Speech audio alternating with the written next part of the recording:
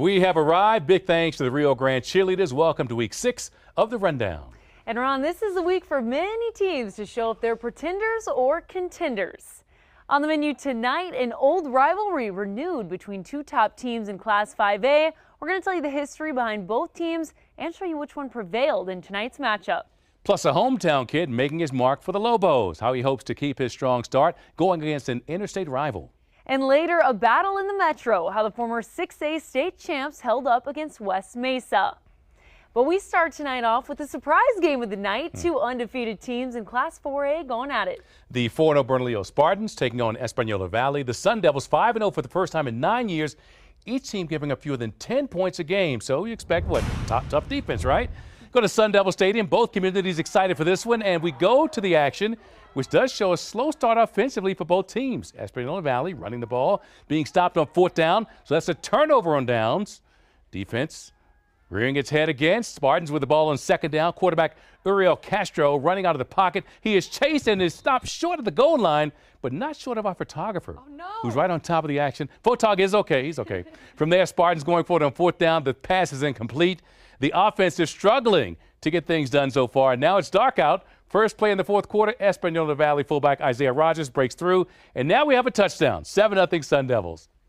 Espanola Valley gets the ball back after Bernalillo turnover, and then running back Dusty Deaver trucking through the defensive line for a key first down. Sun Devils at the 5-yard line, and here comes Dusty again. Just does break the plane for the second touch of the game. This one goes to overtime, and the Spartans would hold on for the win, 21-20. Coming back now to the Metro to Milne Stadium, the Capital Jaguars taking on the Rio Grande Ravens. And it's homecoming night for the Ravens. The Jaguars playing the spoiler early as Alan Mourning finds the far sideline and has plenty of open field for the 7-0 lead. But the Ravens quick to answer back. Ethan Krantz finds Nicholas Cochran here. 3 Jaguars gang up on him, but Cochran spins out of it and he takes it all the way for the score. Makes it 7-6. But Capital, they're ready to come right back.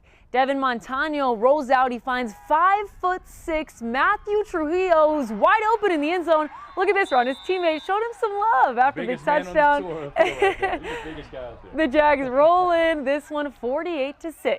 Packing a punch. Let's move to Wilson Stadium. Santa Fe taking on El Dorado, and I'm pretty sure this is not how they drew up this play. Santa Fe quarterback Jose Rivera is under pressure here. And watch him. He'll jump up and throw as he's hit and finds Nathan Christensen in the end zone. They call that the jump man play, I bet. If not, maybe they should. But El Dorado would answer back. Giovanni Evans with the quick pass to Emiliano Morrison. He has some blocking, and he will find his way along the sideline right at our photographer for the big gain inside the 20. Our photog's really active tonight, you know. It's quite this. Inside the 20, okay this time. The Eagles would finish off the drive with some power running as they find the end zone, and El Dorado pulls off the upset of Santa Fe. The final here is 22-16. Over now to the Field of Dreams. The Las Cruces Bulldogs are taking on the Oregon Mountain Knights. Bulldogs driving. They hand it off to Jackson Alba, who punches it in for the score. Dogs go up 7. Las Cruces driving again, but this time a little trickeration, Ron. Look at this ball work by quarterback Gunnar Guardiola. Okay. Fakes it one way, hands it off. It's Nate Libby who goes into the end zone untouched.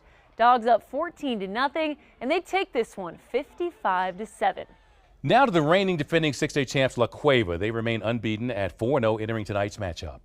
As for the West Mesa Mustangs, they're hoping to break a 2-game losing streak after starting off the season 2-0.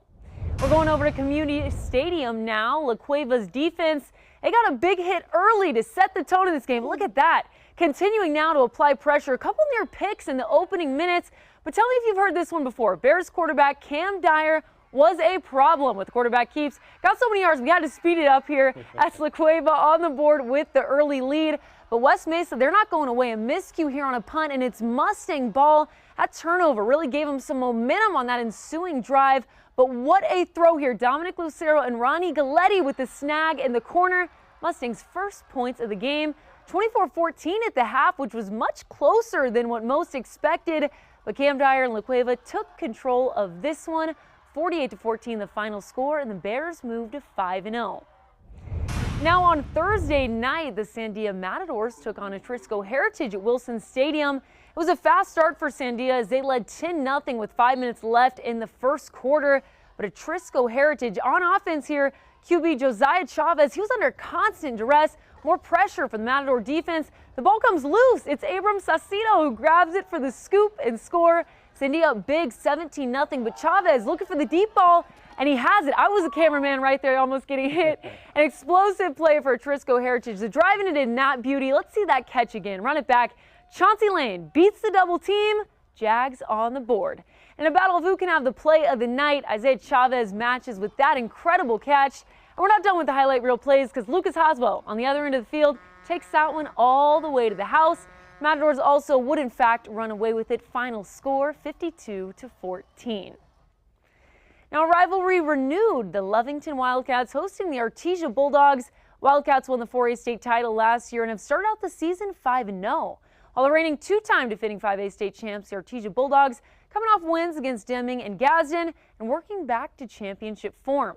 These two teams have history dating back to 1932 when they first played, and get this, they finished a 0-0 tie, but since then they have continued the rivalry for 31 seasons. It's the first district game both will play against each other since 2017. Coming into tonight's game, Artesia had won 21 straight games against Lovington. Quite a streak. Lovington's last win in the series back in 2001. We head to Brian Urlacher Field. Wildcats entering, and the Bulldogs with their patented dog pile for the 78th all-time meeting. Let's get it on. First play from scrimmage, Artesia from the Lovington 41.